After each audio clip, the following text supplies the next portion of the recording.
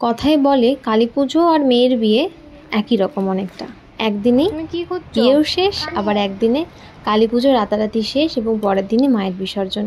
মেয়েও বাড়ি থেকে চলে যায় বিদায় দিয়ে, মাও বাড়ি থেকে বিদায় দিয়ে চলে যায়, আবার একটা বছরের অপেক্ষা। তো সেটাই। Hello everyone, welcome back to my channel, welcome back to my new blog. আশা করছি সকলে ভালো আছো, সুস্থ আছো। তো চলো আজকের ব্লগটা অবশ্যই কন্টিনিউ দেখতে থাকো। তো আজকে মায়ের বিসর্জন যেহেতু, সেজন্য আমরা মাকে ফুলের সাজ পরিয়ে, এবছরই প্রথম মাকে ফুলের সাজ দিয়ে মায়ের বিসর্জনের সময় মাকে সাজানো হচ্ছে এবং কোনোবার এটা করা হয় না। খুব সুন্দর লাগছে এই ফুলের মালা, মুকুট। তবে হাতের বালাগুলো কিন্তু বানানো নয়, ওগুলো নিজেরাই বাড়িতে মালা নিয়ে এসে আমরা বানিয়ে নিয়েছি। আর এখানে এই যে ভাই বোন সবাই ঢাক রেখে গেছে, ঢাকি এখনই আসবে। তো এই যে এখানে মায়ের সামনে দধিকর্মা হবে এখন, তার জন্য সমস্ত কিছু রেডি করা হচ্ছে। আর বরণের থালাও সাজানো হয়ে গেছে। আমি ধুনুচিটা ধরিয়ে দিচ্ছি আগের থেকে, না হলে না প্রতিবার লেট হয়ে যায় ধুনুচি ধরাতে। তো আগের থেকে ওই জন্য ধুনুচিটা ধরিয়ে রাখলাম। রচনাহারিটাই দিয়ে দাও। এটা দেওয়া যাবে না, দিদিভাই বললো ঘুরালে মুখ দিয়ে ফেলে খাচ্ছিল তাহলে তো দিয়ে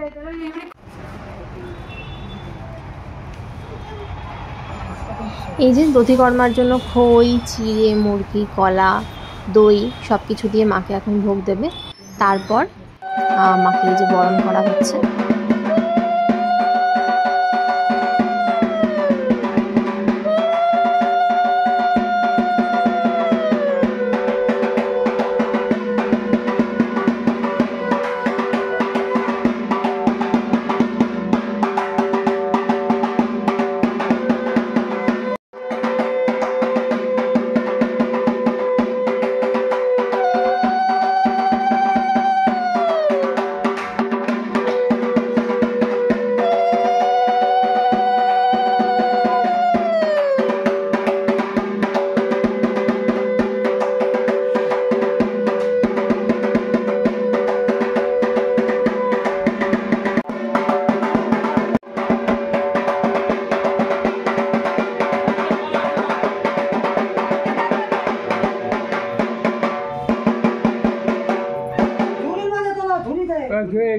গামলা গামলা ওই তো গামলা আছে ওখানে, ধরে তুলতে হবে।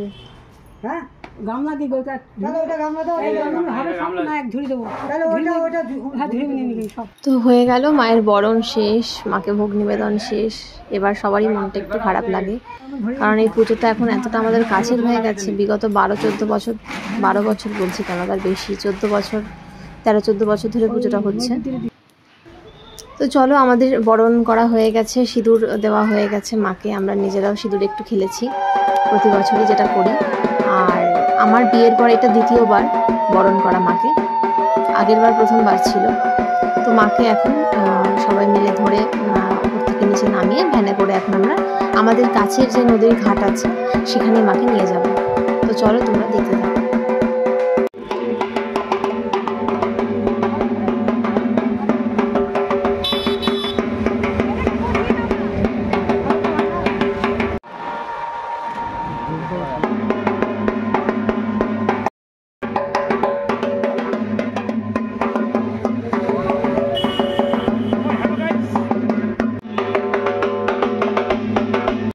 এই যে নদীতে আমরা পৌঁছে গেছি, আর এখন 7 পাক ঘোরানো হচ্ছে মাকে। আগে তো হাতে করেই মাকে ঘোরানো হতো সবাই মিলে ধরে, কিন্তু এখন সবাই সেটা পারে না বলে ভ্যানে করেই 7 পাক ঘুরিয়ে দেওয়া হয়। আর নদীতে অনেকেই স্নান করছিল, তো সবাই একটু সরে গেল। এবার আমাদের যারা যারা গেছে মাকে নিয়ে, তারা এবার আস্তে আস্তে মাকে নদীর মধ্যে নিয়ে গিয়ে মাকে বিসর্জন দেবে। সকলে ভালো থাকুক, সুস্থ থাকুক, আবার একটা বছরের অপেক্ষা। এই একটা বছর যেন সকলের ভালো হয়, মঙ্গল হয়। চলো, ভিডিওটা যারা যারা লাস্টের দিকে তাদেরকে অনেক ধন্যবাদ। দেখা হচ্ছে পরের একটা ব্লগে। ততক্ষণ ভালো থেকে সুস্থ থাকুন।